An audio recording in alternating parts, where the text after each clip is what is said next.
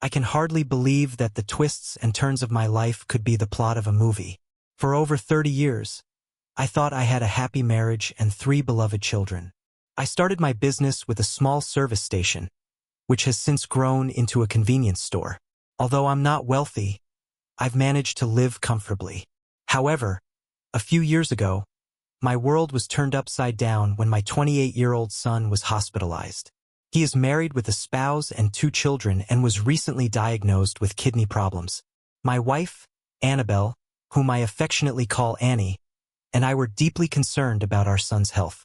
The doctors informed us that if his kidney issues persisted, he might need a transplant. Desperate to help our child, the doctor suggested reaching out to family members to find potential donors.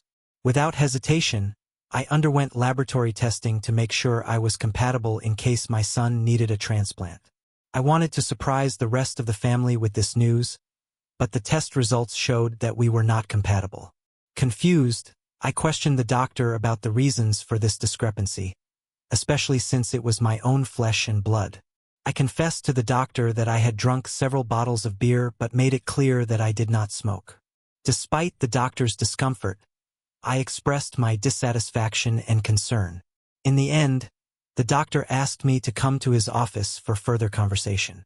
I regret to inform you that, according to the test results, you and your son are not biologically related. I apologize for having to tell you this, but it seems there may have been a mistake. My team is currently retesting to confirm the results. When I left the office, I was overcome with despair. He has been my son for 28 years, and the idea that this is not true is difficult to comprehend. I decided not to share this information with Annie yet in case there was a mistake. When she saw me, she knew something was wrong from the look on my face. As I sat in the waiting room with Annie and Gail, thoughts raced through my head. What about Janice, my eldest daughter, or Mandy, the little love of my life? Were they really my children? 26-year-old Janice and 20-year-old Mandy seemed so familiar and, at the same time, distant. I prayed that the doctor's diagnosis would be wrong. It's been 2 agonizing days since we learned the news, and I still couldn't get over it. The possible loss of my son and the uncertainty of his paternity weighed heavily on me. I was anxious, hoping that the doctor would tell me the test results were wrong and my kidneys were in perfect condition. The news turned out to be better for Brad. His kidneys responded positively to the treatment, and it looks like he won't need a transplant after all. Moreover, his body has adapted to the treatment so effectively that he can be discharged in a few days. He will need to monitor his diet, but otherwise a full recovery is expected. The joy for Brad was palpable among all those present. Tears were streaming down the faces of the women, and Annie was hugging me, relief visible on her face. I haven't revealed the test results to her yet, but I plan to discuss them with the doctor. The next day, I asked Janice, Mandy, and Annie to donate a DNA sample, explaining that this was necessary so that the doctor could quickly prescribe treatment in case any of us had health problems like Brad's. Although Annie was a little apprehensive, she agreed to the test. The others did not hesitate and easily agreed to a simple mouth swab. Janice made sure that her children and husband took a DNA test to prepare for possible problems. The next day, I visited the hospital to hand over all the samples to the doctor. I asked him to analyze all the samples and keep them in the archive so that other family members could contact them if necessary, offering to pay the cost of the tests. I am concerned about the relationship between Janice and Mandy, my daughters, even though they are already adults. They have always been my children. A few days later, Brad was discharged from the hospital, and he had a week to recover before returning to work. We were all grateful that he didn't need dialysis or a transplant. I tried my best to stay calm during this difficult time. I really wanted to make sure that these girls were really my daughters. Annie kept asking me about my strange behavior, wondering why I looked so detached. In response, I said that our shared experiences and our children strongly influenced my thoughts, which was not entirely untrue.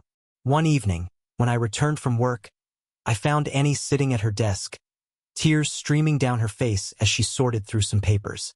It was obvious that she had received the results of the examination at the hospital in the mail, and my heart was pounding with impatience. I decided to check my kidneys in order to donate them to my son in the future, considering that it is my duty as his father. But the doctor discovered that I am not his biological father. Not knowing the truth, I sent the test results to the girls. Annie informed me that Janice is not my daughter and Mandy is mine. She was visibly upset when she shared the news with me. Feeling lost and not knowing what to do next, I stood in silence, unable to comprehend what was waiting for me. After 3 decades of marriage, I recently discovered that the 2 children I raised and supported are not biologically mine. While I was looking at Annie, we had a long conversation about our future. We were thinking about whether we should stay together or go our separate ways. But Dan, that incident happened more than 28 years ago. Can't we just forget about the past? But I can't forget about it. You had an affair, and I deserve to know the truth about the children I've been taking care of all these years. According to the results of the tests, it was confirmed that Janice and Brad are siblings, which indicates a long-standing relationship and not a one-time mistake. The exposure raises questions about who else was involved. Apparently, the affair took place at the very beginning of the marriage, and Harvey was named the second participant. Despite the fact that the affair was a mistake, it has since stopped. The situation is complicated by the fact that Harvey died 25 years ago, and the question remains whether his wife Mary knew about the affair. Did she take part in your intimate life? Please, Dan, let's not talk about this. I love you. It's all in the past. Can't we just move forward? Are you serious? What's going on with you? We got married, and soon after that, you started a relationship with Harvey. You had his child whom I raised as my own, and 2 years later, when we were still connected with him, we had another daughter whom I also raised as my own. If he hadn't passed away shortly after Janice was born, you might still be with him. I am grateful that at least one of my children is really mine. Are you ready to clarify everything?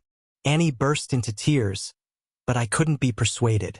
I needed to know the truth. I had the right to do that. Unlike the fictional scenarios in movies, I could face reality. I know that you and Harvey were old friends. I had feelings for him, but in the end, he chose Mary over me, and they had a child together. I had feelings for you too, but not as deep as I had for Harvey. After their wedding, I fell into a deep depression. You proposed to me, and I accepted it partly out of anger at Harvey. I wanted him to see that I was moving on without him. So you married me to get back at Harvey and ended up being with him behind my back? I asked. You often left in a tow truck. Mary worked during the day, and Harvey came to me. It wasn't a deliberate decision, it just happened. I can't make excuses for my actions. We had a relationship, and I realized that I still had feelings for him. He visited me, promising that one day we would be together, but there was no hurry. I was young, and as long as he showed me love, I was happy. But he disappeared when I got pregnant with Brad, and I felt angry and abandoned. When he finally returned and saw Brad, he asked if it was his child. I refused to answer until he married me, but he laughed and offered to raise his child alone. Did he really think I was gullible enough to believe in a coincidence? What exactly happened? If you're trying to convince me that it just happened, then you must be dumber than I thought. What happens to Janice if you stop seeing her? Did the same thing happen to her? I made it clear to him that he was not welcome in our house if neither you nor Mary were there. I had feelings for him, but I soon discovered that he was only using me for physical intimacy. One day, he came and forced himself on me. He threatened to reveal Brad's secret if I resisted. He showed me no kindness. He hurt me deeply. As he left, he grinned and expressed a desire to have another child with me. I kept this information to myself, afraid that it would jeopardize our relationship. Shortly after Janice was born, Harvey tragically died in a car accident. I was devastated, but at the same time I felt a sense of relief. I was finally able to put the pain of his infidelity behind me and move on. My love for you grew stronger every day. Our life together was fulfilling, wasn't it? I've spent years trying to fix my mistakes despite our differences. I think we had a happy marriage, didn't we? Was our marriage really good? Looking back, I realized that it was built on deception. You were unfaithful by marrying me when you were still in love with another man. You gave birth to another man's child, claimed you were forced to, and got pregnant again without informing me. And now you expect me to just move on? Can't, and I don't want to. I am contacting our lawyer to start the divorce process. Annie begged. You can't do this. But what about our children? How will you explain this to them? I don't believe you were forced to be with him, and you would have continued if he hadn't died. You have a week to share your story with the kids. After that, I'll tell them the truth. Brad and Janice don't know that I'm not their biological father. Only you and I know this secret. Please, Dan, they love you. Don't hurt them by telling them that a stranger is their real father. I am their father, and they are my children. You can't do without me. I've been on their side from the very beginning, and that's not going to change. I think we'll stay in this house until everything is sorted out unless you have someone else in mind. Dan, you know this is inappropriate. The thing is, after 30 years of living together, I still feel like I don't really know you. I'll move my things to the guest room.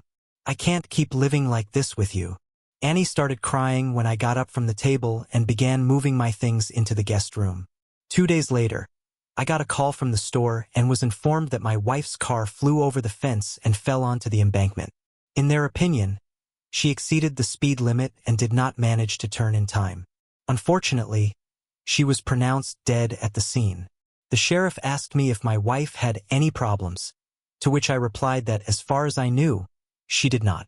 He said he would classify it as an accident but would wait for the autopsy report before making final conclusions. I never imagined that now I would have to face all these unpleasant details. Despite loving her, I hated her if such conflicting emotions are even possible. I gathered all the children and told them the news of their mother's death, saying that I would go to the hospital to identify her body. I instructed them to contact several relatives to share this heartbreaking news. The shock of her death was hard for everyone, including me, because now I was carrying the burden of her death. The question of whether she had committed suicide or whether it was a tragic accident remained open. A few days later, the autopsy results showed that there was nothing unusual in her life, and the only anomaly was the presence of blood pressure medications in her body. The investigator did not find any other causes of her sudden death. After it was determined that her death was accidental, I mourned her at the funeral. Despite the divorce, I still had deep feelings for her after 3 decades of living together. I was relieved that I hadn't gone to a lawyer yet because no one needed to know about Annie's secret affair. It was something I had to carry alone because sharing it with the kids didn't make sense. The day after the funeral, my 2 daughters and my daughter-in-law arrived at the house, and I asked them to collect all their mother's personal belongings. I only asked for a few family photos. It's hard to understand my pain unless you've experienced something similar yourself. The what-if questions were eating me up. What if I hadn't passed the test? What if I hadn't told Annie? What if I hadn't left her? Would things have turned out differently? Or was fate just moving too fast? That day 2 years ago, right before the holidays, everything changed. I found myself alone on vacation again, as my son and eldest daughter now lived far away from me. I offered to visit them for a day or 2 during the holidays, but my daughter Mandy had other plans. As a college graduate, she had the opportunity to go to England with friends on vacation thanks to a trip organized by her school. A few months before, she had mentioned this trip to me, expressing concern that I would be alone. I assured her that I had been living alone for 2 years. Every day, I found myself at the store or the service station, never being alone in this noisy environment. One day, I settled into a cozy armchair and turned on some programs on my outdated TV. A familiar advertisement appeared on the screen, urging viewers to donate $24 a month to provide a child in a third-world country with 3 meals a day, housing, medical care, and education. I couldn't help but doubt the justice of such a call. Although I fully support the idea of helping the less fortunate, I couldn't help but wonder if such advertising really makes a difference. For $1 a month, I would move there myself. Unfortunately, I am not enthusiastic about sending money with the hope that it will benefit the children. I wish success and blessings to those who participate in such events, but this situation gave me an idea. The next day, while at the store, I met one of the local priests and asked how the church's Christmas campaign was going. I asked if they were organizing a program where families in need could be identified by writing their names on a tree. The priest confirmed that such an action was indeed taking place. "Do you have a last name that you would like to share for publication?" he asked. "No, I would like to help one family during the holidays," I replied. "That's great, Dan. Just come to the church and choose a name from the Christmas tree. It's pretty full this year. Many people are in need because of unemployment. Jim, can you recommend a family that really needs help? I want to make a significant impact on the holiday and not just help a family experiencing difficulties due to a recent layoff," I asked. "I'm not just handing a toy to a child. I want them to remember this holiday forever," I said with a smile. Jim seemed to understand my desire to have a positive impact on the family's life. "Dan, I think I found the perfect family for you. A young widow with 3 children recently moved here from the city. Her husband tragically died as a result of a crime related to the use of illegal substances, and she moved here in the hope of giving her children the opportunity to start a new life," explained Pastor Jim. "Thanks, Jim. I appreciate the opportunity to help," I replied gratefully. "Although I am not a regular visitor to the church, this year I feel obligated to extend a helping hand to those in need. I plan to come back later to find out the name of the family in need." When I told Pastor Jim about my reluctance to attend church, he was sympathetic. "Although I am not religious, I believe in higher powers. I used to attend church only twice a year, usually on special occasions like weddings and funerals, but I still remember the sermons about the birth and crucifixion of Jesus. Recently, I came across a piece of paper with Carmela Wilson's name on it, which I took down from a tree in the church. Pastor Jim informed me about a widow with 3 children, as well as her address and phone number. He mentioned that she works as a waitress at Joe's restaurant, where I often go. I was sure he was referring to Carmela, a familiar face that I had seen wait tables countless times. Taking a hands-on approach to business management, I decided to drop by the restaurant to make sure everything was going smoothly. When I entered Joe's diner, I noticed the owner, who waved at me affably. We had been friends since childhood and both owned businesses, which brought us even closer together. Sitting at a table, I observed the quiet atmosphere in the middle of the morning, between breakfast and lunch. Carmela caught my eye and greeted me with a smile, promising to join me soon. If you describe Carmela, she was about 30, had a pleasant appearance, and although she was not an extraordinary beauty, she radiated a neat and attractive charm thanks to her shoulder-length dark hair. She had attractive legs and a medium build, though not particularly thin. Describing her face turned out to be more difficult than expected, but her smile was undeniably pleasant. "What can I offer you?" she asked. "Just a coffee and a little conversation, if you don't mind," I replied. "Coffee, yes, but I'm not sure about the conversation," she responded. "I apologize for not being good at communicating with women. I assure you this is not a flirtation. I just chose your name from the Christmas tree at the church because I would like to be your friend during the holiday season. I'm not sure about your intentions, so I'm just going to have coffee with you." I watched her approach Joe, and he nodded approvingly. When she returned with my coffee, she said, "Joe says you're good. I am often approached by men, but now I am not interested in it. So, what exactly do you mean by saying that you want to be a friend during the holidays?" she asked. "I'm grateful to the church that my children's names are on the Christmas tree for gifts, but I noticed that they didn't say anything about me having a friend," she continued. "I have an idea, friend, and I want to share it with you. If you want, I can buy gifts for the children myself." In short, I saw a program on TV that talked about sponsoring a child in need in another country for only $24 a month. This sponsorship will provide the child with food, clothing, education, and housing. I was amazed that all this could be obtained for only $24 a month. "Dan, right?" she asked. "My children consume $24 worth of milk every month. I can barely afford more than that," she said, smiling. Her smile was truly beautiful. "I understand everything," I replied. "That's why I decided to adopt a family this year, starting with yours. I want to help you with your financial needs ahead of Thanksgiving and Christmas. I want your family to have a special holiday season." I may not be rich, but I can allocate enough funds to help one family. And I chose yours. Are you serious? I was so worried about my children this year. You know my husband. I know, Carmela. He's dead. Let me help you help your children. If you feel like I'm interfering in your life, just tell me, and I'll leave. Why are you doing this? Don't you have a family to help? Not an unknown stranger. Well, my wife died 2 years ago. She died in a car accident. Oh, I'm so sorry for you. It's okay, Carmela. I didn't spend my holiday season in the best way, and this year I wanted to make someone else happy. I have 3 adult children. My son is already over 30, and my daughter is about 29. They are both married and have their own families. My youngest daughter recently graduated from college and is going to England for Christmas. None of them are experiencing financial difficulties. So, would you like to make friends for the holidays? You seem like a kind person, Dan. For the sake of my children, I will agree, but please no tricks. Over the past year, my family and I have faced a lot of problems. How can I help you? It would be nice to start by replenishing your coffee supply and identifying all your needs. While she was filling my cup, she mentioned that she had to go back to work. She was friendly, but she had things to do. We agreed to meet the next day when she finished her shift.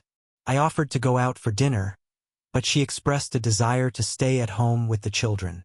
Nevertheless, she invited me to her house for a chat and even offered to share a macaroni and cheese dinner with them. How do you like this option, Dan? I'll buy a pizza and we can eat pepperoni and cheese. Does that sound good? She grinned. It sounds great, but maybe you should get 2 pizzas. My 8-year-old can eat half of one by himself. In the evening, I went to her house and was surprised to find that she lived in the projects. For those who do not know, this is housing provided to those in need by social services or child support services. Although these organizations offer assistance with rent, meals, and other necessities, living conditions may not be ideal. The area was known for being home to drug addicts and other people who were considered undesirable. Despite this, my determination to help Carmela and her children remained firm. When I arrived at her house, I was greeted by her 8-year-old son, a charming and friendly boy. When he asked why I was there, I explained that I was a pizza delivery guy and that his mom had invited me to visit. His face lit up with joy as he exclaimed, "Mom said her friend is bringing us pizza today. We rarely buy pizza at the store." When I entered the house, 2 other children excitedly ran up to me, shouting about the arrival of pizza. A 6-year-old child exclaimed, "Pizza, pizza, pizza. Mommy, the pizzeria has arrived." Carmela came out of the next room, clearly in no hurry to tidy herself up. "Children, where are your manners?"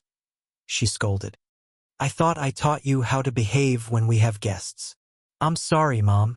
We were just too excited," her eldest son replied, looking at me. "We don't have visitors that often. Can we have pizza now?" "Kids, this is Dan, my friend," Carmela introduced. I interrupted, "Carmela, you can call me Uncle Dan or Mr. Dan or just call me Dan. What's your name?"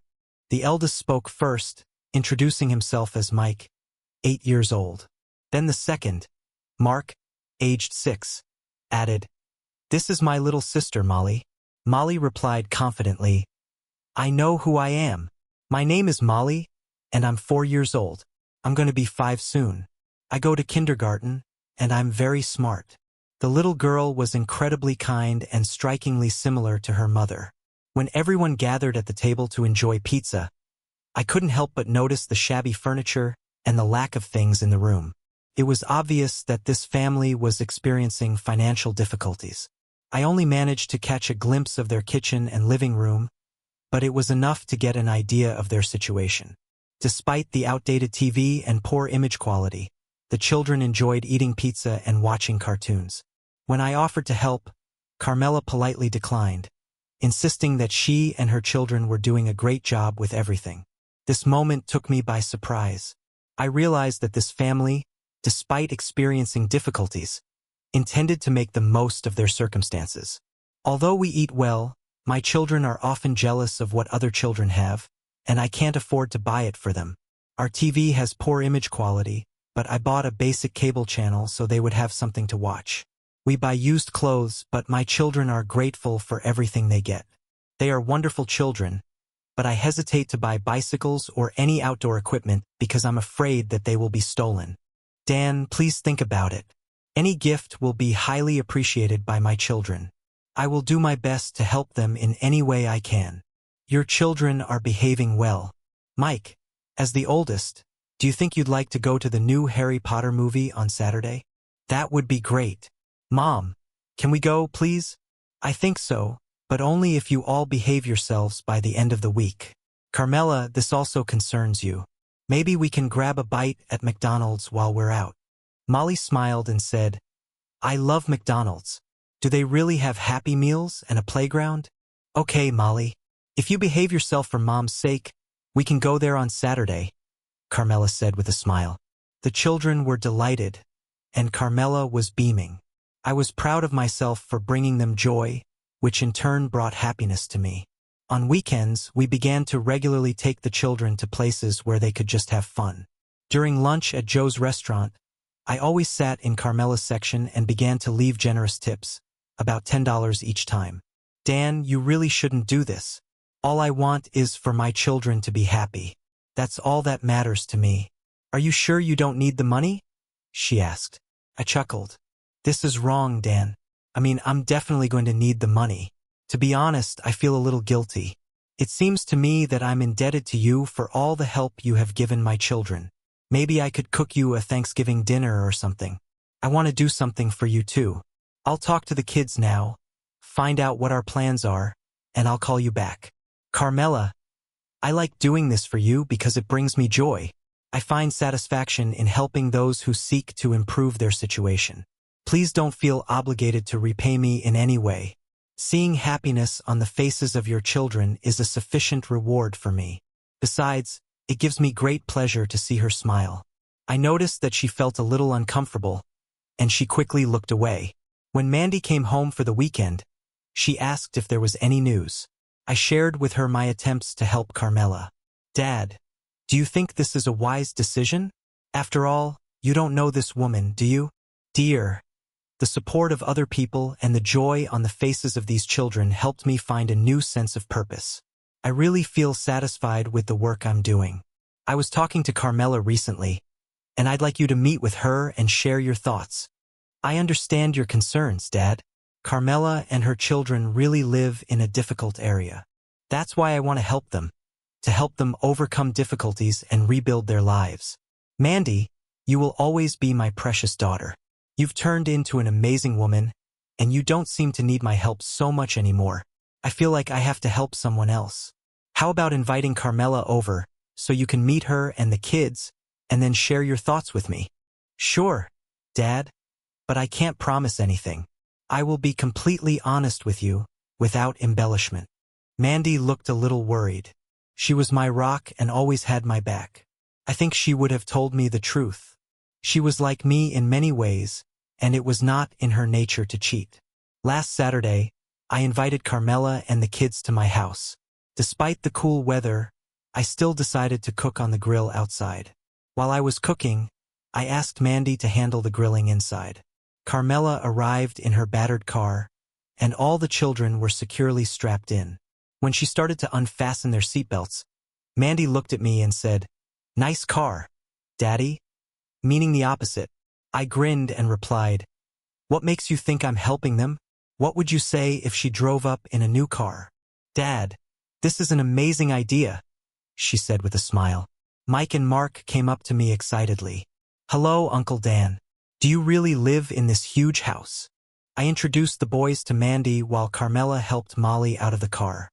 "Nice to meet you, boys," Mandy greeted them. "My name is Mike.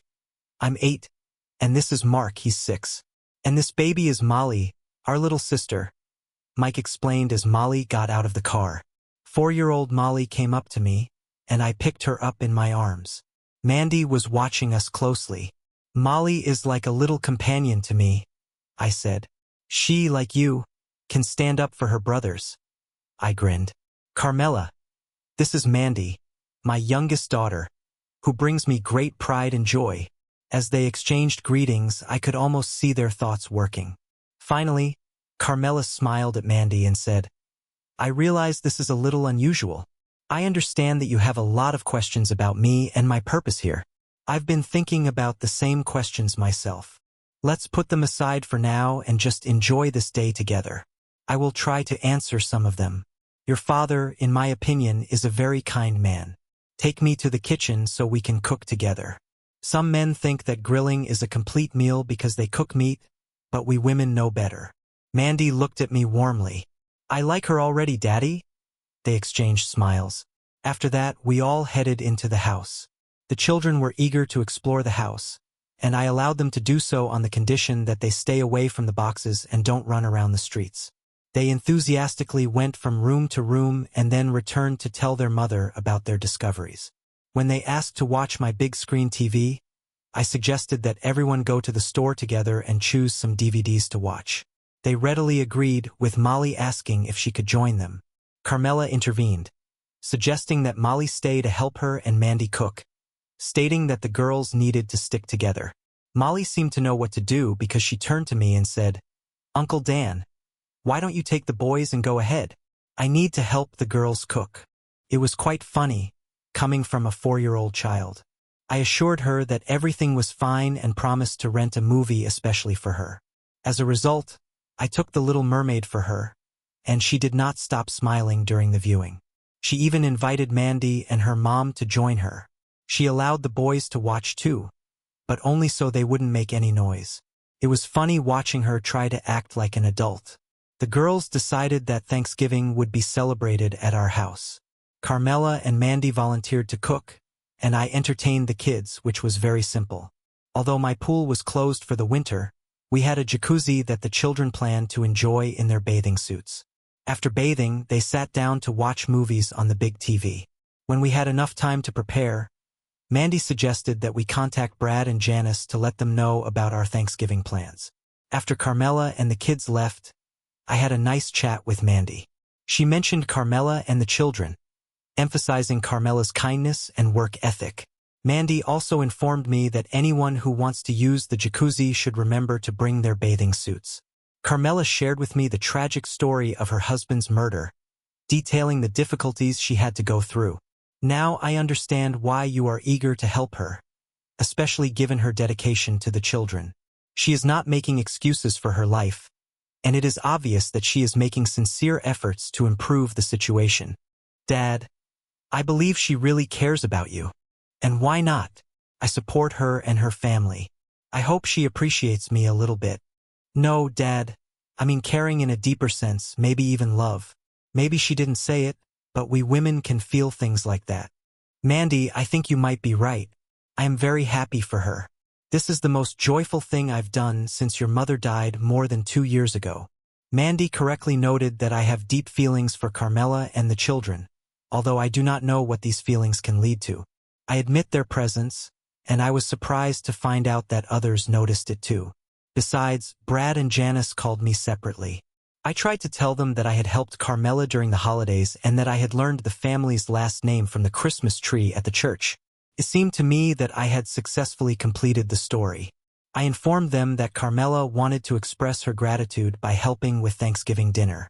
Although they were hesitant at first, they eventually agreed to join us for dinner. In the weeks that followed, Carmela and Mandy worked together to coordinate all the preparations. Their relationship resembled that of sisters. Carmela took over the role of senior and led most of the planning. Of course, Mandy went to school most of the week and returned home on Fridays. I visited them almost every day to have lunch at the restaurant and mostly to see Carmela. At least twice a week, I went to her apartment to say hello to the children and bring them treats. Carmela told me that I spoiled them. I have to say that it bothered me a little when I watched Carmela work. She was always so friendly and nice to everyone. I've seen men bother her, but she always smiled and refused to be courted or dated. I think it was natural for me to feel jealous, even though I had no right to be. On Thanksgiving Day, Carmela and her children arrived at our house early in the morning. In a simple skirt and blouse, Carmela looked effortlessly amazing. When she and Mandy started cooking, Mandy mentioned that she had also invited her boyfriend to join us for dinner. I had already met him several times. He worked as a paramedic and also went to college where he crossed paths with Mandy, who was studying to be a nurse. They were both part of a team traveling to England to help at the hospital during the holidays. Their departure was scheduled for the week before Christmas, and their return was on the 8th of January next year. There was less than a month left, and the thought of Mandy not being around at that time was haunting. Brad, his wife Gail, and my 2 grandchildren arrived. I hugged them all, and the children eagerly asked when they could use the jacuzzi. I said that I would like to introduce them to the other children later. Then I introduced them to Mike, Mark, and Molly, who seemed to like each other right away. When we went into the kitchen, Mandy hugged her brother warmly and began to introduce him to Carmela. "Brad, Gail, this is Carmela," she said, feeling proud to introduce her as her father's close friend. Brad just greeted Carmela, but I could see that he was already looking at her. Gail, on the other hand, warmly welcomed Carmela and offered to help with everything they needed. Janice and her husband Rob arrived, and we all started chatting. Janice's children happily ran to the basement to play with the other children, where we had a lot of games, coloring books, and various entertainments. The basement had been recently renovated and was equipped with a TV and DVD player so that the children would not get bored. Meanwhile, the women returned to the kitchen to continue cooking, and we guys tried not to disturb them. I felt that the men were interested in learning about Carmela and her story, so I tried to explain without giving away my true emotions. But I realized that I'm not very good at hiding my feelings. "Wow, she looks great, Dad," Brad commented. "Is she about my age?" "She's actually 31 years old, Brad," Rob replied. "She's really an amazing woman, and she could use some help, Dad." He always called me Dad. Rob added, "Aren't you afraid that she might have feelings for you or vice versa?" "Well, I'm a widower and she's a widow," I explained. "She may be younger, but if something happens, then so be it." "Dad, were you together?" Brad asked. "I'm sorry, Brad, but this conversation seems inappropriate and too personal to me. As your parent, I think it's important to be honest with you. I want to make it clear that I did not try to kiss her, and I want you to know that she is a wonderful woman who is very dear to me. I understand that it may be unpleasant for you to talk about this topic, and I apologize. I know you must miss your mother because it's been 2 years since she passed away, but my feelings for this woman have nothing to do with your mother. I'm a living person, and if I find someone attractive, then that's my own business. Let's change the subject and continue the conversation. Let's go check on all the kids. Your wives are cooking, so we'll have to babysit." We went downstairs to look after the children. Carmela's children got along well with the others. Molly kept coming up to me to chat, which bothered Brad, but Rob found her to be the sweetest girl. Mandy brought her boyfriend, Ross, downstairs to introduce him to everyone. I had already met Ross a few times, and I think Brad had too. After meeting Mandy, she returned upstairs, and Ross joined the conversation. I recently met Mandy's friend Carmel and found that she is a very kind woman. Mandy mentioned that her husband was tragically murdered, and it's very unfortunate. I decided to get to know Carmel's children better, and they seemed like good kids to me despite the loss of their father. Ross praised me for helping the family, and I thanked him for his kind words. It was lucky that I chose a family in need from the church's donation tree. I wanted to keep my request to Pastor Jim to find a certain family a secret. "So, Ross, what's new in your life? I guess school and work are both bothering you." "Yes, that's right. But in a couple of weeks we have a trip for work. I'm looking forward to going somewhere and spending time with Mandy," Ross replied. "How are you and Mandy doing?" Brad asked. Ross glanced at me and then turned back to Brad. "I love her, and I'm thinking of proposing to her when we're in England, before Big Ben." "Are you letting me propose to her?" Ross asked nervously. I reassured him, "You don't need my permission. Mandy is a strong and independent woman who can make her own decisions. But if you need my blessing, then you have it." Ross hesitated. "Is this a guarantee? Should I ask her?" I advised him to wait and find out if she was ready for marriage before asking the question. Ross nodded. "I love her, but I want to get a definite yes before asking. We promise to keep your secret, Ross, and we wish you all the best. I sympathized with him because I shared similar feelings but decided it was better to keep quiet for now. The rest of the day passed without incident. An amazing dinner was prepared, and everyone had a great time. The children took turns having fun in the jacuzzi while the adults preferred to stay away. Carmel mentioned that she would go there another time, and I made a mental note to remind her of that. As the evening went on, Mandy and Ross left to be together. I helped Carmel clean the house, and then Brad and Gail joined us. When we finished, Brad and his family were preparing to leave. Brad expressed his pleasure at meeting Carmel and wished her luck, hoping that everything would turn out well. Before leaving, Janice pulled me aside and expressed her concern, saying that Carmel was a good woman but too young for me. I was taken aback by her remark because I had just given her a helping hand. Janice insisted that Carmel had feelings for me that I didn't know about. We asked about her status, and she told us that she has a relationship with a guy. That guy turned out to be you, Dad. Otherwise, she wouldn't have come to us today. Be careful, Dad. When everyone left, Carmel gathered the children and said she really enjoyed spending time with us. She found my family pleasant and kind. For some reason, I bent down and kissed her. The kiss was gentle and long. When we parted, there were tears in her eyes. You shouldn't have done that, Dan. I have to leave. After picking up the children, they quickly said goodbye to me and jumped into the car. When I approached Carmel at the car window, I apologized, admitting that I had crossed the line and asked for forgiveness. To tell you the truth, Dan, I've been hoping for this for a long time, she confessed and drove home in her old car. As the weekend passed and I didn't hear from her, I became more and more worried about my actions. On Monday, I went into the restaurant and found that she was not there. Joe informed me that she needed to take Molly to kindergarten and she would be back soon.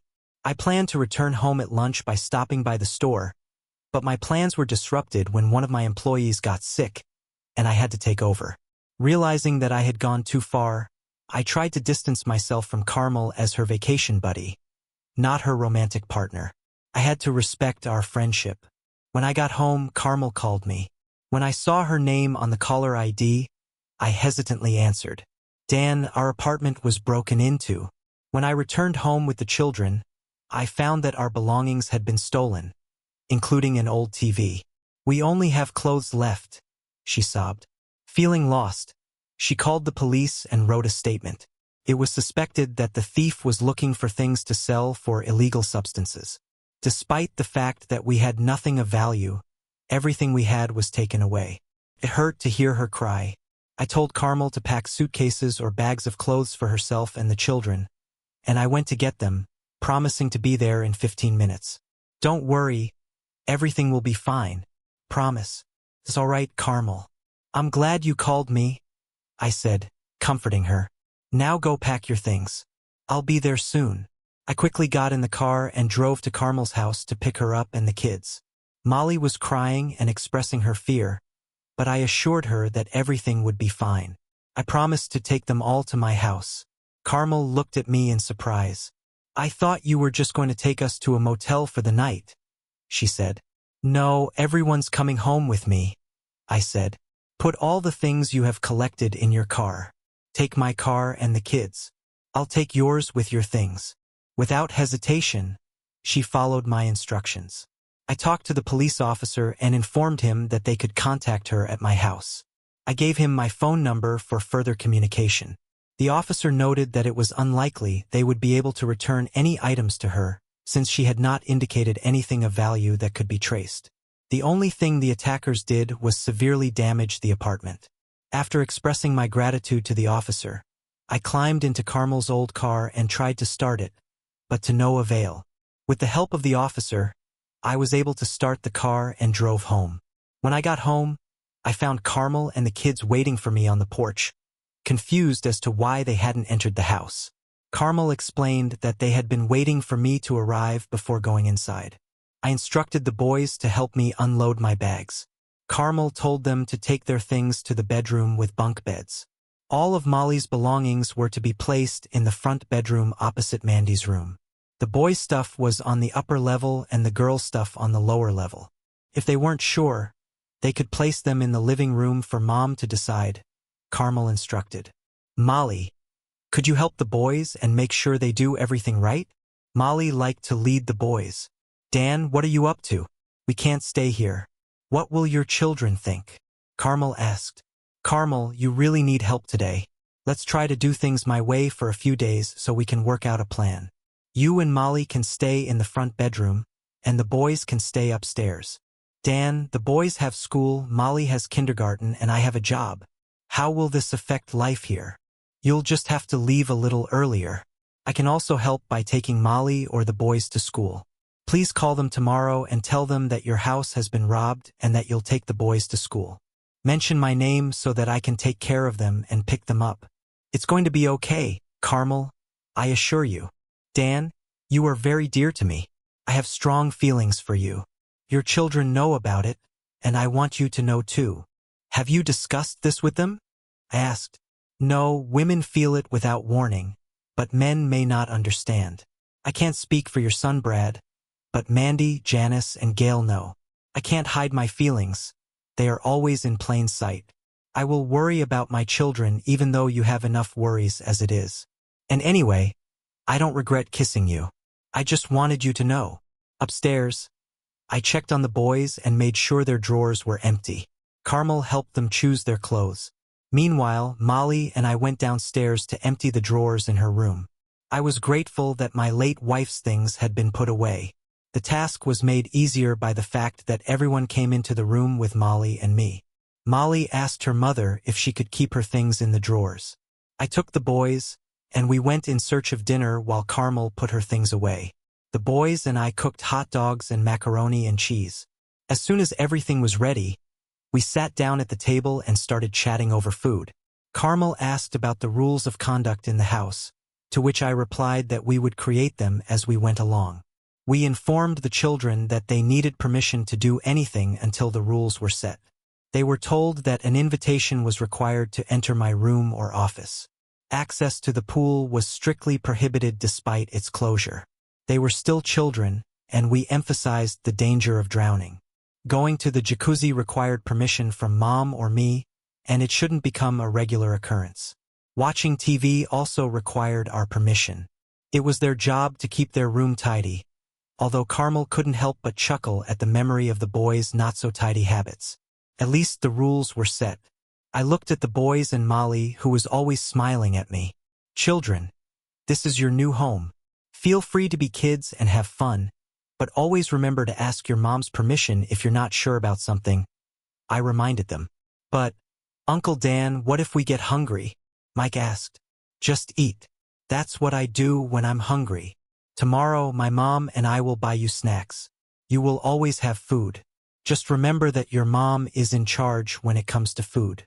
And one more thing, and I want to make it clear, if your mom says no, please don't ask my permission. If I say no, don't try to go to Mom. No means no. Any more questions? Molly raised her hand, and the gesture made me smile because I assumed she had learned it in kindergarten. Yes, Molly? Can we play with toys in the basement even if they don't belong to us? Of course, you can play with any toys that we have downstairs, I replied. I told Molly that this year we will talk to Santa and he will probably bring you gifts. Molly raised her hand impatiently and asked, Can I go play with them? Of course, honey, go. I'll join you downstairs soon, Carmel replied.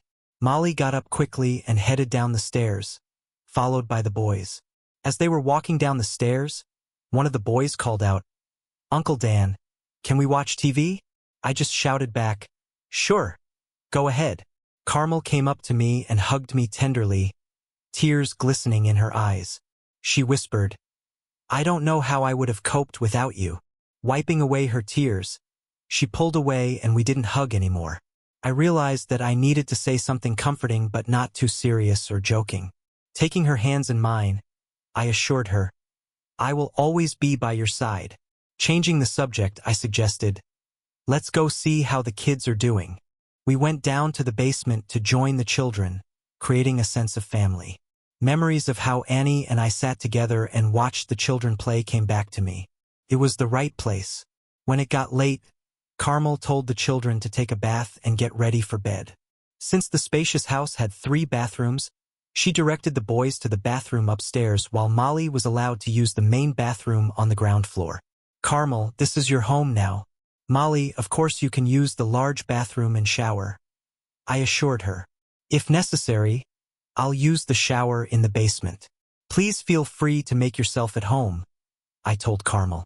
While she was getting the kids ready for bed, I went to my office to work on my books for a while.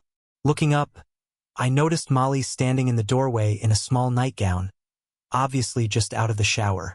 Hello, Molly. Do you need anything? I asked.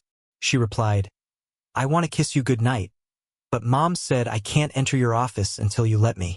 I smiled and invited her in, saying, Come in, honey. She burst in, and I had to lean back in my chair to make room for her on my lap. She hugged me tightly, kissed me on the cheek, and wished me good night. Good night, Uncle Dan, she whispered. Where's Mom? I asked. She's upstairs arguing with Mikey and Marky, Molly replied. Well, let's go see if we can help. Without thinking, Molly ran up the stairs and I followed her. We caught them in the middle of a discussion. But Mom, Mikey protested. Mike is constantly getting his way because of his age. When I asked for the top bunk, he simply stated that he was older and therefore had to choose first. Carmel, Molly, and I watched in silence. I asked Mike if he really thought he should always be first because of his age. Mike replied that he was older and therefore deserved such treatment. I noted that he was only 2 years older than his brother and suggested that this should make him 2 years wiser. Is it really necessary to argue about who gets which bed? Let's come up with a plan to share the top bunk, I suggested. Mike turned to his younger brother. How about you take the top bunk this month, and we'll switch next month? We can alternate like this. Mark agreed with a smile and, climbing into the upper bunk, thanked Mike for being a great big brother. You feel good inside, don't you, Mike? His mom asked. Yes, probably, Mom, Mark replied. After kissing her sons goodnight, Carmel took Molly downstairs to put her to bed. I have some work to finish, Carmel said, getting ready to take a shower and prepare for bed. Returning to my office, I heard the sound of a running shower. The image of Carmel stayed in my mind for a long time. After her shower, Carmel appeared in a nightgown and bathrobe, her hair still wet. Good night, Dan. Thank you for everything, she said before heading to bed. Is there anything that doesn't suit you? I asked. Smiling, she said before heading to bed. I asked again, Is there anything that doesn't suit you? She smiled, walked over to the bed, and the scent of the shower lingered around her. Taking a deep breath, I returned to work on the book. The morning flew by in a whirlwind of activity. Carmel asked me to contact Joe and warn him that she might be late. She had to run errands at school and kindergarten, as well as change her address. When I called Joe, he doubted that I was serious about Carmel. He was determined to protect her from harm. A man in his 60s, married for more than 4 decades, seemed to take care of Carmel's interests. The fact that his wife worked as a chef in a restaurant testified to his sincere concern for Carmel's well-being. I assured him of my intentions to never harm Carmel and the children, despite my desire to help them. In the evening, we returned to Carmel's old apartment to pack her things, which turned out to be few. After returning the keys to the office and making sure that the monthly rent was paid, she said that she had moved out because of the robbery. Mike and Mark rode with me in the truck, and Carmel, Molly, and her old car followed. When we returned to the house, the phone rang. Carmel answered, and Mandy was on the other end of the line, asking why she was in the house. Carmel explained how her apartment was broken into, leaving her and the children almost homeless until I offered them a place to stay. Mandy asked to talk to me. Do you have any doubts about this? You know how she feels about you, right? What's the best thing to do, Mandy? Maybe I should just give her the money and tell her to figure it out on her own. I care about her, you know. We are both adults and have not committed any wrongdoing. I'm sincerely glad that she and the children are here. It's like going back to the good old days. Dad, I just want to say that you're crossing a fine line. I sincerely consider Carmel a sister, and you know it. I'm just reminding you both to be careful and considerate of your actions. After talking to Mandy for about 20 minutes, I helped the boys bring the remaining things into the house and put them away or in the basement. I asked, "What did Mandy want to know after I returned your phone?" She mentioned some concerns about us, mostly related to typical girly conversations. But really, what's there to worry about? We're both adults, I'm over 50 now, and I've managed to get this far in life. I am confident in my ability to make decisions for someone who may not be able to make their own choice. Dan, it's important for you to know that I really care about you. I told Mandy about it, and now you know too. I explained to her that I wasn't sure what our relationship would lead to, but you were a great support for me and the kids. I will always be grateful to you for this, although my emotions sometimes cloud my gratitude. Mandy is worried that someone might get hurt in this situation. I assured her that I would never come between you and your family. Let's take matters into our own hands and continue to live in the present moment. Perhaps time will tell us the solution. At that moment, Mike and Mark entered the room. "Uncle Dan, can we all go to the jacuzzi?" they asked eagerly. I glanced at Carmel and then turned back to the children. "Only if your mom joins you. I don't want you to go there alone," I replied firmly. "Come on, Mom. Please come with us. You'll like it. It's warm, relaxing, and full of bubbles. Please, Mommy." They continued to beg. Yielding to their request, Carmel finally gave in and said, "All right, boys, I'll join you. Go and put on your swimsuits. Molly, go get your swimsuit and I'll join you soon," I said. When she looked at me accusingly, I just smiled back. She went to change into a two-piece swimsuit and asked, "Are you happy now?" As she walked past me with a smile, I replied, "Definitely. You look great in anything." "You planned this, didn't you?" she asked, but I just smiled back. The children were looking forward to her arrival. "Wow, she looks even more amazing," I mused as she settled into the tub.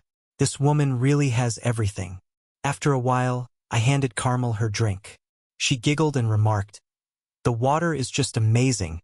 My body desperately needs it." The children sat quietly, mesmerized by the dancing bubbles. "Thanks, Uncle Dan. This is amazing," Mike chimed in. "I mean, it's warm, but not unpleasant." "Well, you know what I mean." After taking one last look at Carmel, I headed to the office to finish my paperwork. While I was working, I could hear everyone in the house bustling and getting ready for bed.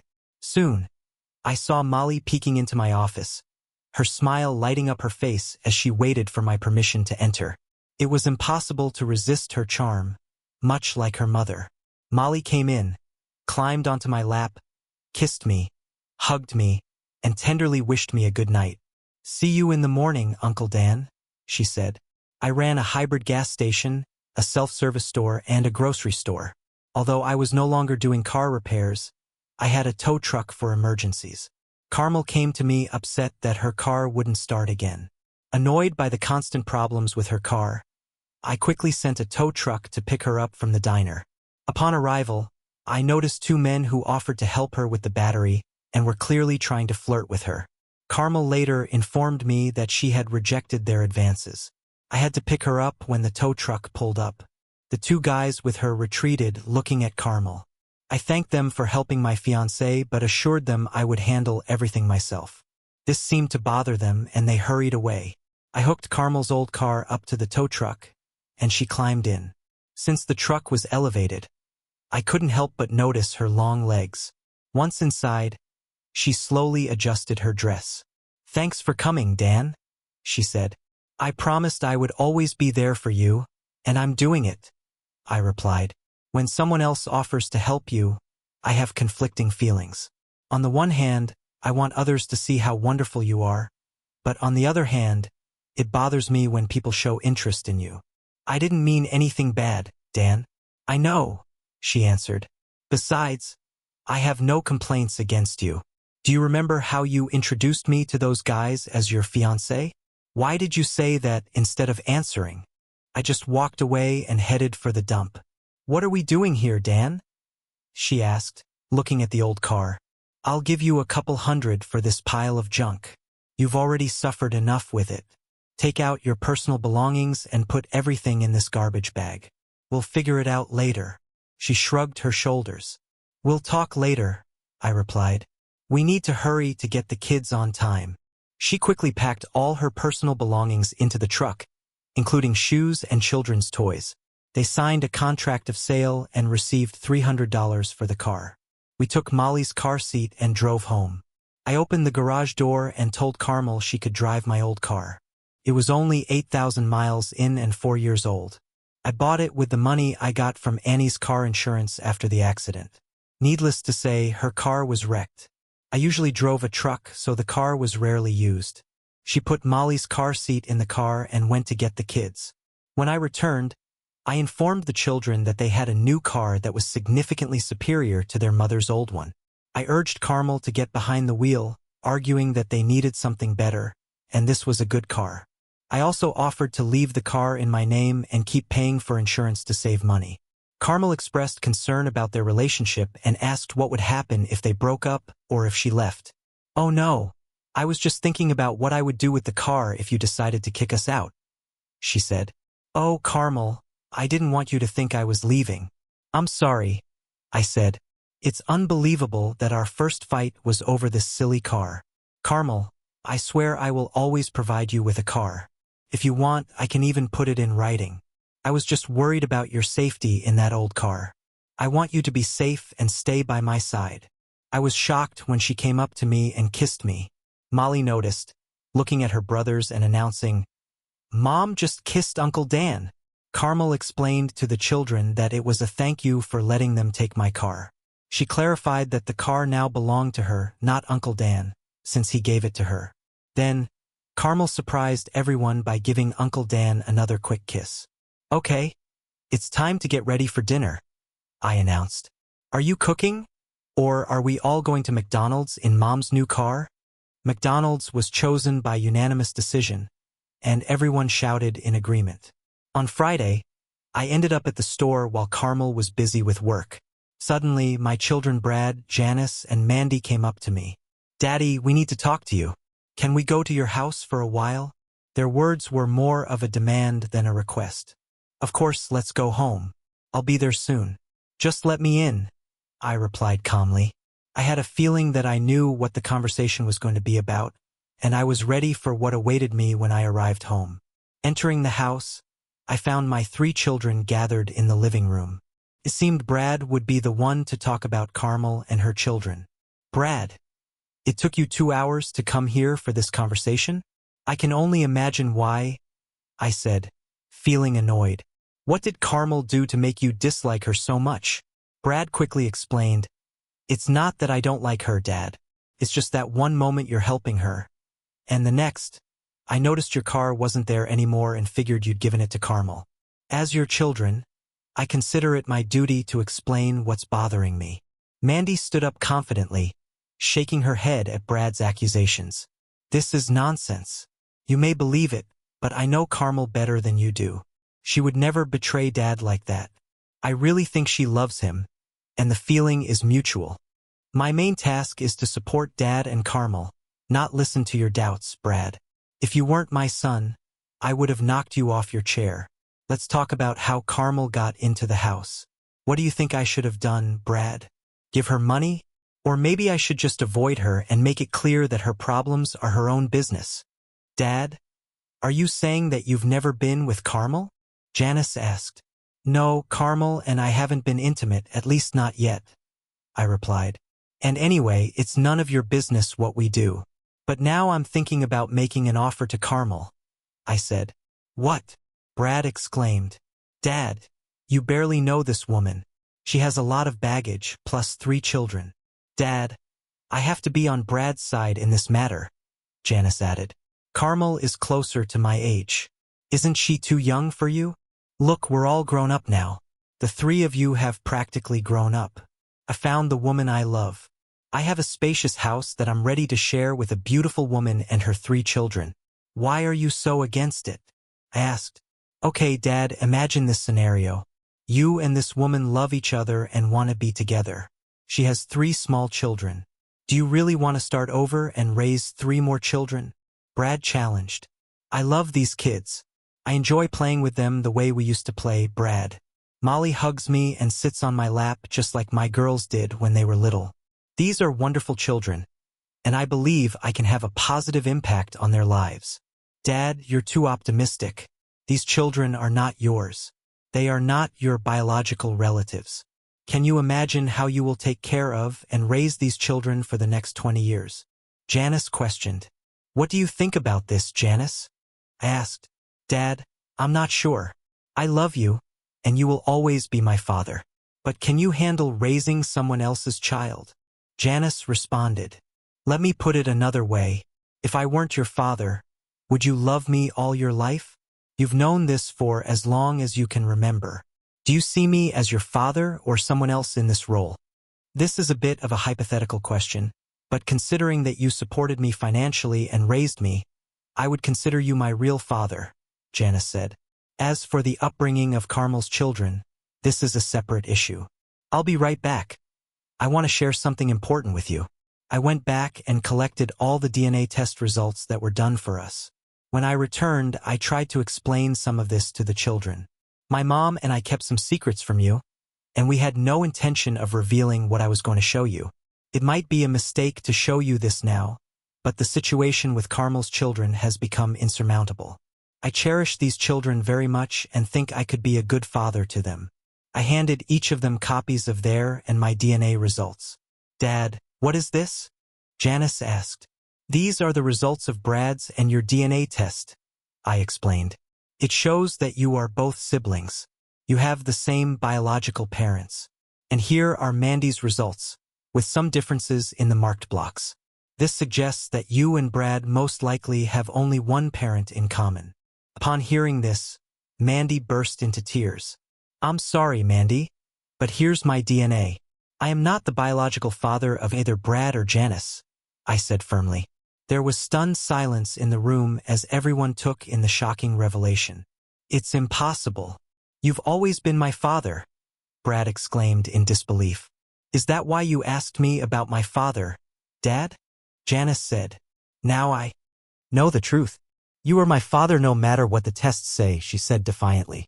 You will always be my father, and I love you very much. I came here today to express my concern about Carmel. I hope you didn't make a mistake. I feel confused and I want you to be happy, Janice continued to cry. I hugged her. Mandy joined us with tears in her eyes. Brad, could you share with us the story of our biological father and tell us how long you've known about it? I asked. First of all, Brad and Janice, I want you to know that you are my children.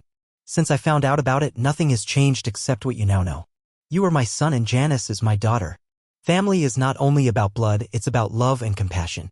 I was going to tell you about my father and how I found out about him. I married your mother at a young age, vying for her love with another man named Harvey. Harvey also loved another woman, Mary, and eventually married her when she became pregnant. I was grateful to your mother for staying with me and proposed to her, which led to our marriage and my subsequent happiness. A few years later, I found out from your mom that she was pregnant. Your mom got pregnant with you, Brad. 2 years later, she became pregnant with Janice. Unfortunately, Harvey passed away shortly after Janice was born, leaving your mother in a state of depression.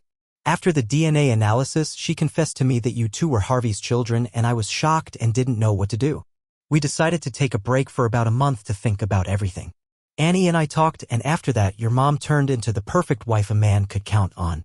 She loved me, and I always took care of you as if you were my own children. This was the turning point. You all know what kind of life we led after that. We had a wonderful family until your mom had an accident.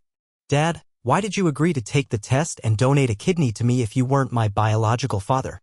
Brad asked. I prayed fervently to God, hoping that I would become a suitable donor for you, my son. If we were a match, I would gladly and without hesitation give you my kidney, I explained. Janice asked me if I had taken a match test before Brad went to the hospital. I admitted that I didn't do it because it was expensive and unnecessary at the time. When I passed the test, it confirmed that we were not suitable for each other. By the way, I have the test results for all our family members.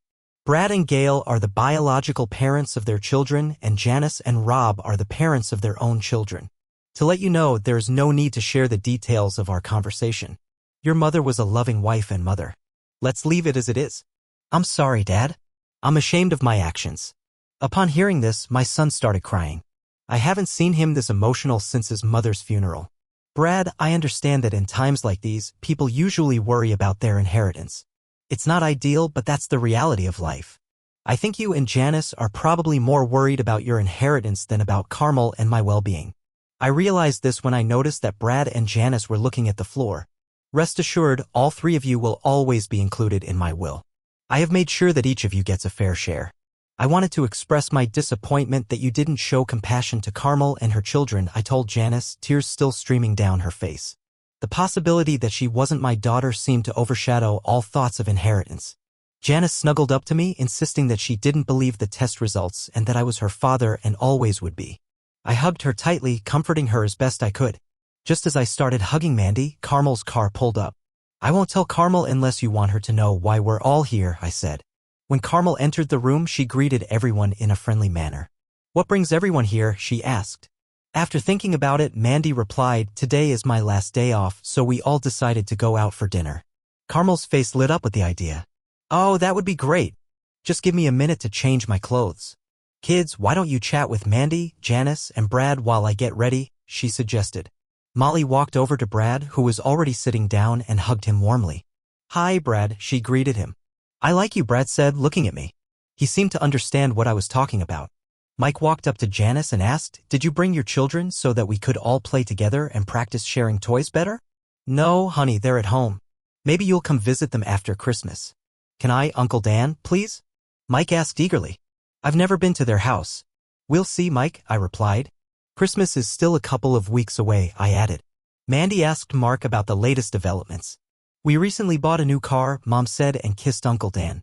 All eyes were on me. Fortunately, Carmel showed up and saved the situation. Yes, Mike, I gave him 2 kisses as a thank you for letting us take the car. Actually, we're going to dinner now. Come on, kids, get in the car. Uncle Dan will be driving, so everyone should sit in the back. After dinner, Brad came over to us and we talked in private. I'm sorry, Dad. I'm sorry for my stupidity in doubting you. You were right when you asked how all this might affect you, Brad. It's just that the way you did it bothered me. I urge you not to doubt my actions. If they bother you a lot, let's talk like father and son until we reach an understanding. His smile reassured me when I mentioned our relationship as father and son. After that, I discussed it with Janice as well. I wanted my children to always feel my support. I'm still wondering if I did the right thing by telling them about it, but now it's all settled. Janice asked me to babysit so she could go Christmas shopping with Carmel. I asked them to buy a few things for me as well, providing them with a list and enough money. I suggested that they leave things in storage so that I could pick them up later. I had the idea to buy bicycles for the children because now they lived in an area where they could ride them. Pulling Carmel aside, I asked if she needed money for shopping. She replied that she was not shopping for herself but for me and the children for Christmas. I got $300 when my friend sold my old car. I knew she was too proud to accept more money because she wanted to provide her children with good things without spoiling them. I asked Carmel if I could borrow her car to take the kids shopping, and she jokingly reminded me to be careful and not eat in it as she had only recently received it. Smiling, I agreed. I took the kids to Santa's and took a picture with them, telling them that we were shopping for Mom for Christmas. Mark told me that he would like to buy Mom a nice present, but he doesn't have the money. I decided to give each of the children $20 for shopping on the condition that they could spend it only on Mom, not on themselves. I told them to look for things that cost less than $20. When Mike asked if they could carry the money themselves, I agreed but reminded them to keep it in their pockets so as not to lose it. Keep the money until you are ready to make a purchase, I instructed. I handed out about $20 bills to each of the boys, who quickly folded them and hid them. Molly, on the other hand, had a small purse full of various trinkets, so I made sure to find a safe place for her money. The children did not understand what money was and looked at expensive things with surprise. Realizing this, I decided to take them to a store designed for children. Inside, I led them through the aisles, showing them what they could afford with their money. I informed the cashier that if they wanted something extra, they should inform me about it. I was amazed by the dedication of these children who diligently searched for the perfect gift for their mom. The oldest, Mike, came up to me and asked to borrow $5. Uncle Dan, Mom loves unicorns and one costs $25. Could you lend me the rest? Mike explained. I reminded him that a loan meant he would have to pay me back. Instead, I offered a deal. I would give him the difference if he washed my truck. Mike readily agreed and thanked me, after which he ran to buy a unicorn. Mark was engrossed in watching movies when I approached him and reminded him that he was supposed to be shopping for his mom. Yes, Uncle Dan, he replied. Mark explained that his mom loves movies like Titanic and Shrek because they make her laugh. He didn't know which movie to buy as he didn't have enough money for both. I calmed him down by giving him the extra money needed to buy both films. In return, I asked Mark to help Mike wash my truck. Mark gratefully accepted the money and promised that his mother would appreciate the films. I watched the woman who tried to help Molly, but she stubbornly shook her head. I asked Molly what was the matter. If she couldn't find what she was looking for, she replied that none of the perfumes smelled like her mother and she needed just such a one. I looked at the saleswoman and quietly mentioned the white diamonds. She tactfully informed me that the girl had only $20 and the perfume with white diamonds cost $50. I offered to tell her about the special offer for the bottle at which it can be purchased for $20. "Hello, Molly," the saleswoman greeted, holding out a bottle of perfume. "Does this remind you of your mom?" Molly sniffed and exclaimed, "Yes, he smells just like her." "Do I have enough money?" The saleswoman calmed her down. "You're lucky. This is our last bottle and its price is $20. Molly grinned and reached into her purse for the money. With her purchase in hand, we went to visit Santa. I stood and held a bunch of presents while the kids chatted and posed for photos with Santa Claus. When they were done, I suggested that everyone choose a gift for Mandy, who was going to England. "I've already paid for her trip as a Christmas present," I said. The children readily agreed to help and I took them to the luggage department and waited until one of the boys noticed the suitcases. "Here they are, Uncle Dan," he exclaimed. "Thanks, boys," I replied, pretending to be grateful for their help. "I need a set of 5 items," I said. The boys quickly found a set of 5 pieces of luggage. "I want to help, Uncle Dan." "What can I do?" Molly asked eagerly. "Honey, you can choose a color for Mandy." "Choose a color that you think she'll like," I replied.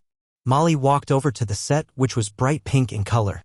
The boys informed her that there should be 5 parts in the set, but there were only 3 pink ones. After searching, Molly finally found a dark blue object. The boys said there were 5 parts in it and decided to buy it. Fortunately, there were only 3 pieces in the pink set. After stopping by the burger joint for lunch, they went home with their shopping. Upon entering the house, the children asked where they could hide their mother's gifts. They handed them to Molly, who offered to put them in the study. She told them to put Mandy's luggage on her bed so she could see it when she returned. They also chose a Christmas card for Mandy and each of the children signed it with their own hands. Molly reminded them that the gift would be from all of them. When Mandy returned, the boys told her to go to her room. When she entered the room, she saw the luggage and a postcard from the children. They were all grinning mischievously at her. Mandy hugged and kissed each of them, expressing gratitude for the caring gift.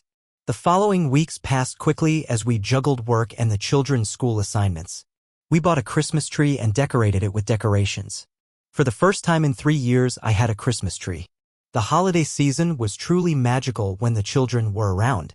After Mandy left for England, we planned to visit Janice and Brad on the 26th, the day after Christmas. Despite the hectic preparations for the holiday, the evenings were filled with joy. Every evening, the 5 of us gathered in the living room to watch Christmas shows together. That's how I wanted to spend this season. I went shopping and picked out some gifts for Carmel. I also gave her a gift certificate to the women's store so she could treat herself to something special. I visited a jewelry store and bought an engagement ring for her. Also, as a special gift, I bought an amazing red satin and lace nightgown. Christmas morning came and the children were absolutely delighted. The boys eagerly ran downstairs, exclaiming that Santa had come and left many gifts under the tree. I told them to check their stockings and I made coffee myself. Watching the joy and happiness on Carmel's face that morning, as well as seeing the 3 children, was a truly wonderful moment. Every time one of the children unwrapped a gift, Carmel was delighted. She got her favorite movies from Mark, a unicorn from Mike, and perfume from Molly. When Molly mentioned that the perfume was the last bottle and she just had enough money for it, Carmel looked at the $50 price tag, then at Molly, and smiled. Carmel also surprised me with some wonderful gifts. I didn't expect her to buy me anything, but everything she gave me was so caring and sweet. She mentioned that Mandy had informed her of my preferences and tried to buy what she thought I would like. There were 3 postcards on the Christmas tree, 1 for each of the children. I hid a bike for each of them somewhere in the house and they were given clues to find them. The joy on their faces when they received their first bicycles was priceless. Molly already had a bike, so I bought accessories for her to make it more comfortable. I also bought wheels for Mark, even though I knew he wouldn't use them like his older brother. While the children were playing with their new toys, I gave Carmel a large box of nightgowns. Carmel admired it. "It's amazing. What motivated you to buy this?" I handed her a small package attached to it. When she opened it, tears welled up in her eyes. When she saw the ring inside, I got down on one knee and asked her to marry me. Overwhelmed with emotion, she hugged me tightly. Why, Dan? Why, she asked through her tears. Because I love you, and these past 2 months have been the happiest of my life. I want you and the children to always be by my side. Dan, I know you're hoping for a yes answer, but the answer is no. Please give me a chance to explain before making assumptions. She continued, I really love you, and I say this from the bottom of my heart, but for now, the answer is no. It's not about your age, it's about us. We haven't been together that long, and even though it's been an incredible few months, our relationship is just beginning. You made the decision to help a family in need by doing everything possible to support them. When the holiday season is over, life will return to normal for all participants, but I have a suggestion for you which I hope you will consider. I want to rent our rooms, and I'm offering you $200 a week to cover the expenses. If you don't mind, we can offer a higher price. I want us to live together as a family with the possibility of formalizing this agreement within 6 months or even earlier if you feel that something is not working out. Just let me know and we can come up with something else. I want you to be confident in your decision. Getting used to the fact that a woman and 3 children live in your house takes time. I need support to be self-sufficient and productive. It's important that your family sees that I need more than just your money. I want you to understand that my love for you is sincere and not empty words. All I'm asking for is time, Dan. I'm here to stay until you tell me otherwise. She returned the ring to me and kissed me again. She asked me to leave her a nightgown, expressing the wish that neither of us was in a hurry to get married. I clearly understood her message. Although we agreed not to rush into marriage, we wanted to be sure that this decision would be sincerely desired by both of us. I accepted her point of view, but at the same time I longed to deepen our intimacy both emotionally and physically. Despite the cool weather, our day was busy. The children played with their toys, and the lack of snow prompted them to ask to ride bicycles. Carmel and I wrapped ourselves in our coats and watched them enjoy their new bikes in the middle of the day. We got a call from England later that day. It was Mandy. She called to inform us that Ross had proposed to her and she agreed. He did it against the backdrop of Big Ben, and they planned to tie the knot next June. We expressed our joy to her and exchanged holiday wishes. Later, before putting the children to bed, the whole family watched A Christmas Story. They came back to thank me for an amazing Christmas. Sitting on the bed, I listened to Carmel take a shower, anticipating the delicious scent that would soon fill the hallway. The lights came on in the bathroom and hallway, illuminating the dimly lit room with warm light. Carmel appeared in the doorway wearing a new nightgown. Can I come in? She asked, but I didn't say anything. When she came in and closed the door behind her, she said, Dan, I love you, but I think we should hold off on getting married until we really understand each other. I want to start tonight. Will you be with me? I was taken aback, but my smile gave me away. Carmel walked over to the bed where I pulled back the covers so she could slip inside and lie down next to me. The only light in the room was a reading lamp which I kept turned on to look at the woman who had occupied all my thoughts for the past 2 months. The night was unforgettable, but when I woke up in the morning, she was no longer with me. I tiptoed quietly into her room and found that she and Molly were sleeping peacefully. I went to the kitchen and started making coffee. After everyone got up, we had a hearty breakfast, and the next day we went to visit Janice and her family for a grand Christmas dinner. Brad and his family were also present at the gathering. We exchanged gifts, and I was pleasantly surprised to see that they had bought gifts for Carmel and the children. In turn, Carmel bought gifts for Brad and Janice's children. Mandy told Carmel that we usually only buy gifts for children, not adults. Brad explained that Gail had seen the sweater and thought it would look good on Carmel. The conversation turned to Christmas and the gifts that everyone was looking forward to. Janice then turned her attention to the upcoming wedding, which made Brad give me a curious look. I realized that he was interested to know if I had proposed to Carmel. Later, he came up to me and apologized once again for his previous behavior. Dad, have you proposed to Carmel? He asked. Actually, yes, I replied, but she refused. What? I can't believe it. I thought she loved you, Dad, he exclaimed. What happened? I explained that she thinks it's too early for me to rush into marrying a woman with 3 children. She wants to make sure that I'm making the right decision. Moreover, she wants to contribute money to the household. She doesn't need handouts. She needs a loving relationship. That's what we're going to do, give ourselves time. Wow, Dad. I've never met a woman like that, Brad exclaimed. Dad, I know it sounds stupid after all I've said, but don't lose her. She's a special woman. Time, Brad. We'll just give her time. It's been a long time since Carmel and I became a family. We established the order in which we cooked and opened a joint checking account. I was putting $400 a week into it and Carmel was putting $200. This account was used to pay for utilities and food expenses.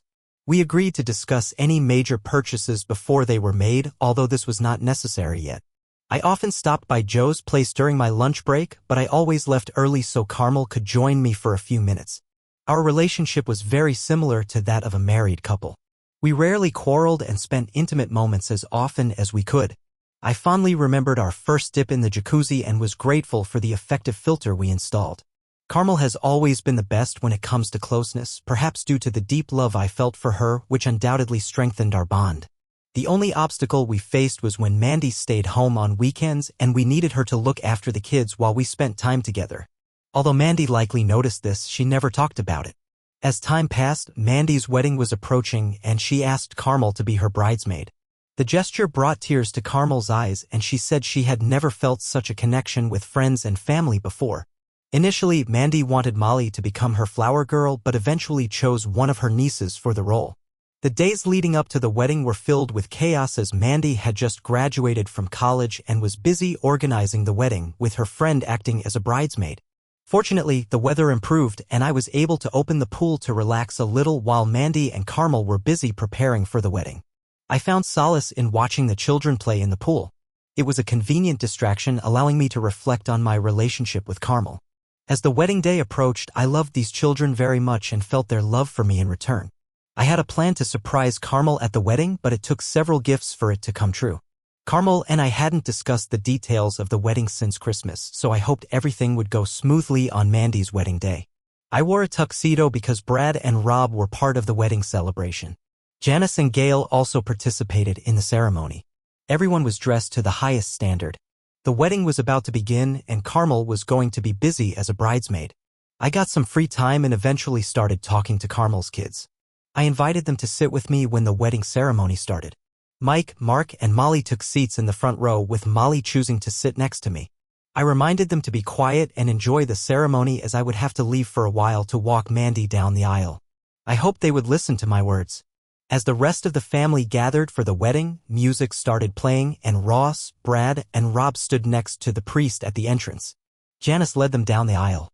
As she moved towards them, the children greeted her with a wave and a quiet, "Hello, Aunt Janice." Gail followed suit, receiving an affectionate greeting in return. When their mother walked down the aisle, the children exclaimed with even more enthusiasm, "Hello, Mommy. You are very beautiful." Carmel smiled and asked them to calm down a bit.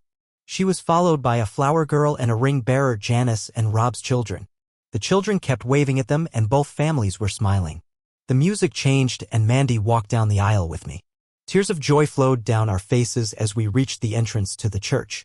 Molly's voice rang out, exclaiming, "Aunt Mandy looks like a princess." Laughter rippled through the crowd and I saw the delighted grin on Mandy's face.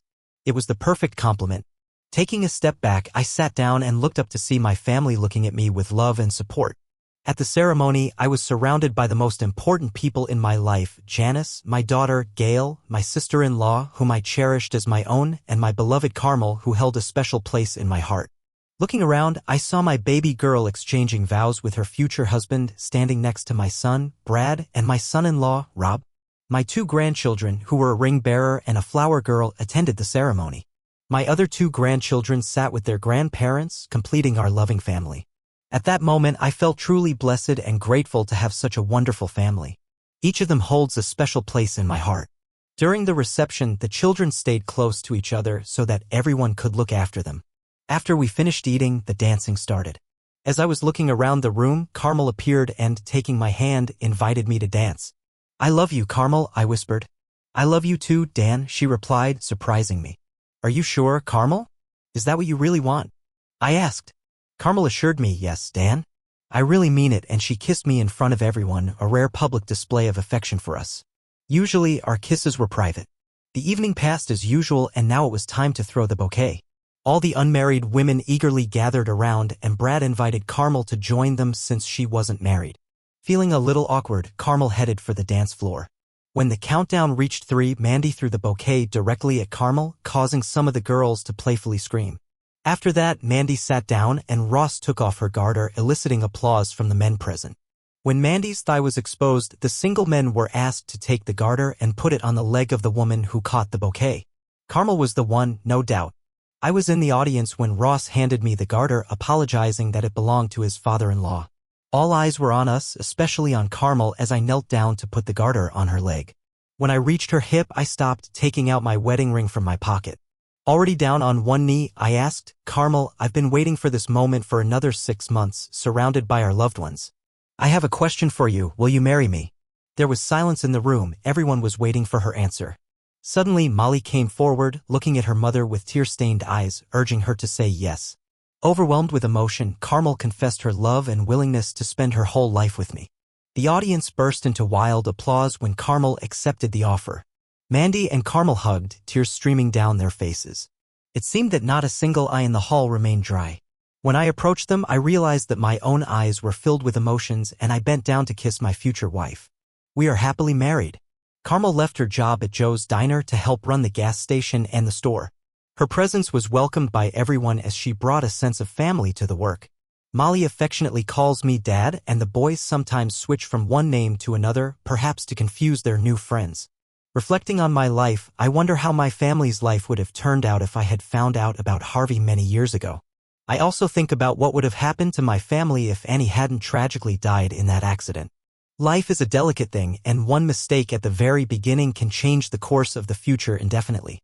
Now, as I sit on the couch with my new wife, these thoughts haunt me while my new family is playing on the floor. We hug and watch TV together. Today, we decided to watch a love story. Mark gave Mom Titanic for Christmas, and we're all going to enjoy it together. Well, except for Molly. She always falls asleep halfway through.